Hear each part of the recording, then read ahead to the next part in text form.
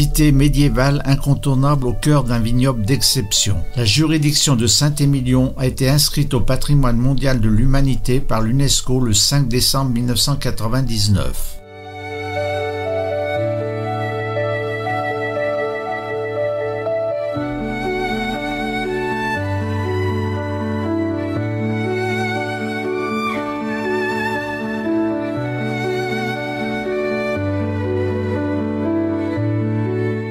Pénétrons dans la charmante ville de Saint-Émilion, où l'histoire et le vin s'entremêlent, une évasion sereine vous attend.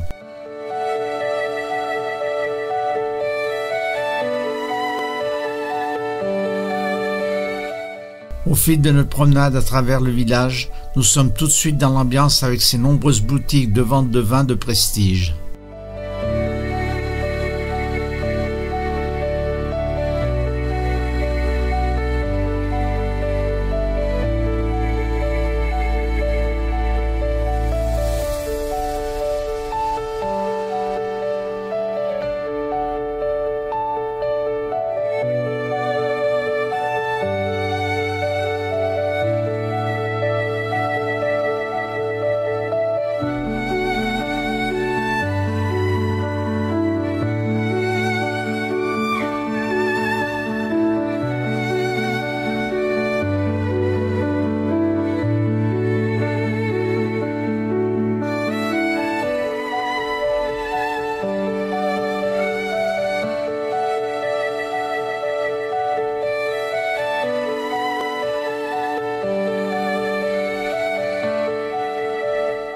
Grande fontaine, fontaine du roi, si captivante et souvent négligée par les foules animées, a servi de source vitale pour la ville pendant des siècles.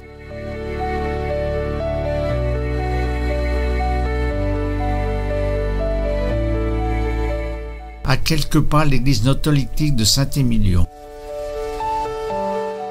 Vue également sur la tour du roi, qui est le seul donjon roman encore existant en Gironde.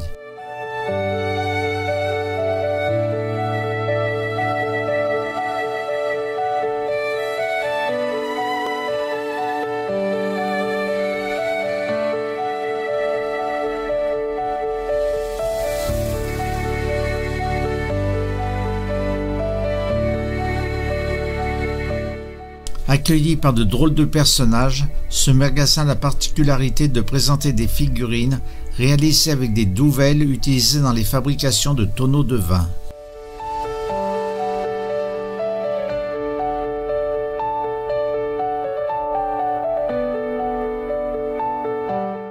Petite cour intérieure avec des boutiques de souvenirs.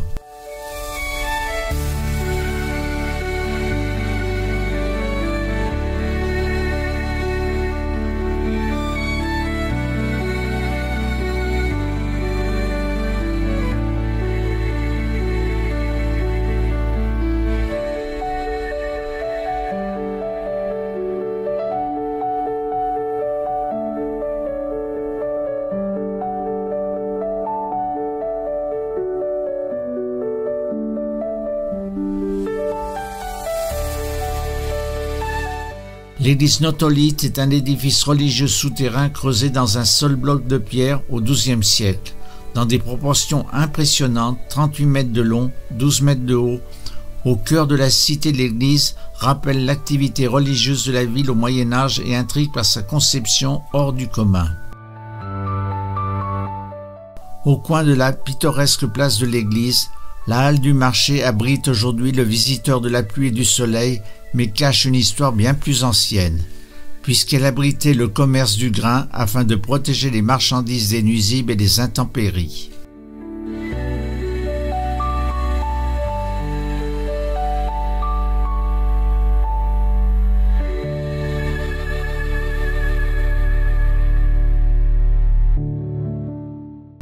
La porte de la maison de la Carène, cette jolie bâtisse est la seule maison à pans de bois du village et possède une façade datant du tout début du XVIe siècle, ainsi que des fondations bien antérieures à cette époque.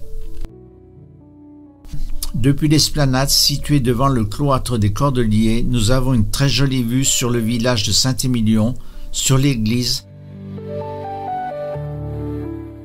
sur la chapelle la tour du roi et l'église collégiale et son cloître.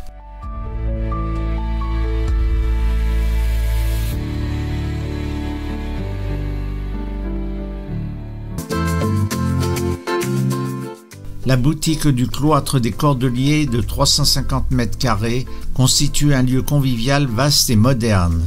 Vous pouvez déguster, acheter toutes nos gammes de vins, les meilleures appellations du Bordelais, ainsi qu'une gamme d'accessoires autour du vin. L'espace de vente fait aussi une part belle aux objets souvenirs, aux idées cadeaux de fabrication artisanale, épicerie sucrée et salée, maroquinerie, art de la table, objets de décoration, produits cosmétiques et de beauté. L'entrée de cet ancien couvent conduit au cloître dont les ruines imposantes sont des plus remarquables. Colonnes, chapiteaux, bases et socles sont monolithes.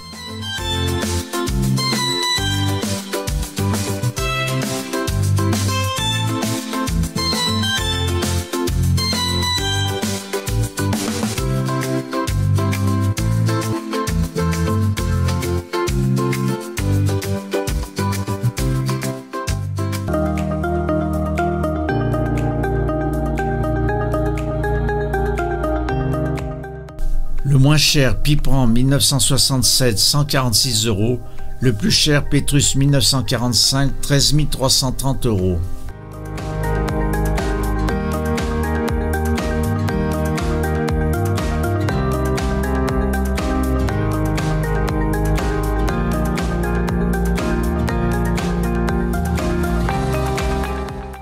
La place du clocher avec la façade du cloître.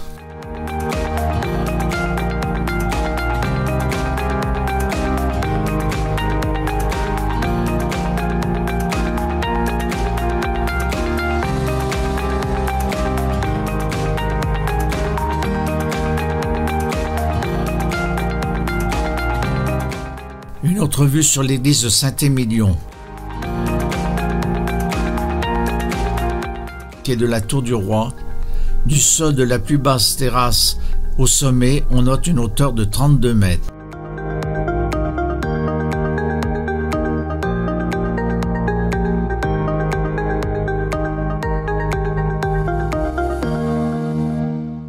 La collégiale, bâtie dès le début du XIIe siècle par la communauté des chanoines de Saint-Augustin, sa construction a été terminée par le collège des chanoines installé par le pape Clément V en 1306. Elle présente certaines caractéristiques du style roman du sud-ouest, telles que ses deux coupoles sur pendentifs qui voûtent ses deuxième et troisième travées. Cependant, la plus grande partie des éléments d'architecture visibles aujourd'hui se rattachent au style gothique.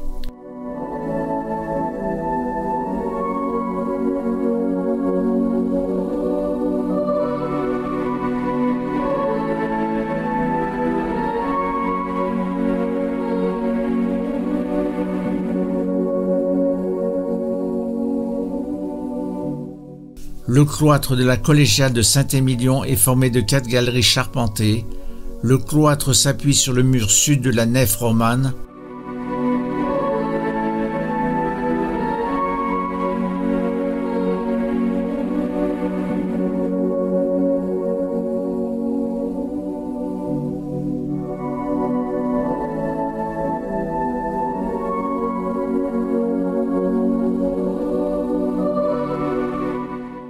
Les murs sud et est du cloître furent ensuite modifiés pour recevoir une série de tombeaux dans des niches à arcs brisés.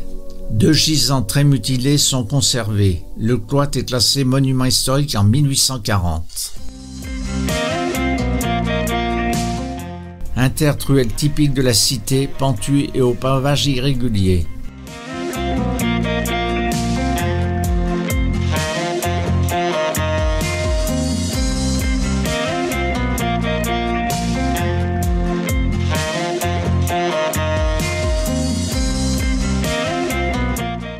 Le deuxième lavoir de la place, alimenté par une source d'eau claire et limpide.